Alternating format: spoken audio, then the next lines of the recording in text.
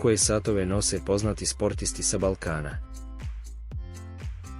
Novak Đoković je bio jasno povezan sa Seiko kao ambasador. A od skoro ga viđamo sa modelima Hublot na crvenim tepisima i drugim događajima. Na ovoj slici teniski as Srbije i ambasador kompanije Hublot Novak Đoković nosi Classic Fusion Black Magic sa keramičkim kućištem širine 45 mm, crnim brojčanikom na crnoj gumenoj narukvici. Luka Jović, srpski fudbaler. Često nosi Rolex satove, a viđen je i sa Audemars Piguet Royal Oak. Luka Modrić je viđen sa skupljim švajcarskim satovima, a među fotkama i izvještajima pojavljuju se Rolex GMT Master 2 Batman i Patek Philippe Nautilus.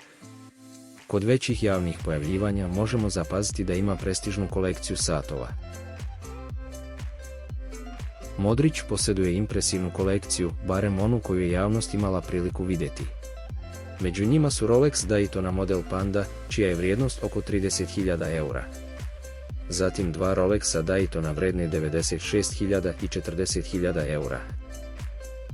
2018. kada je osvojio zlatnu loptu, za uspomenu je kupio Rolex sat, ali i čak 25 primjeraka modela Daytona izrađenih od crvenog zlata, koje je podijelio cijelom timu Real Madrida. Među primaocima nisu bili samo saigrači, već i pomoćni treneri, lekari, fizioterapeuti, pa čak i vozač autobusa. Nikola Jokić, jedan od najboljih košarkaša današnjice. Košarkašev ručni zglob odnedavno krasi Audemars Piguet u roze zlatu, čija je tržišna cijena nevjerovatnih 73.000 eura, a s kojim se pojavio na svadbi kolege iz reprezentacije.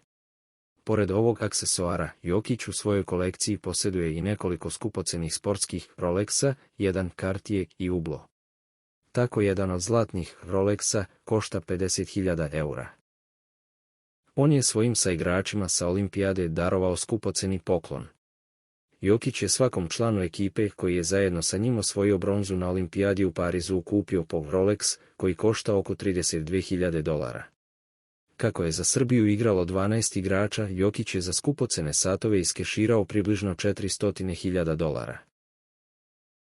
Zapratite i lajkujte Sat i stil.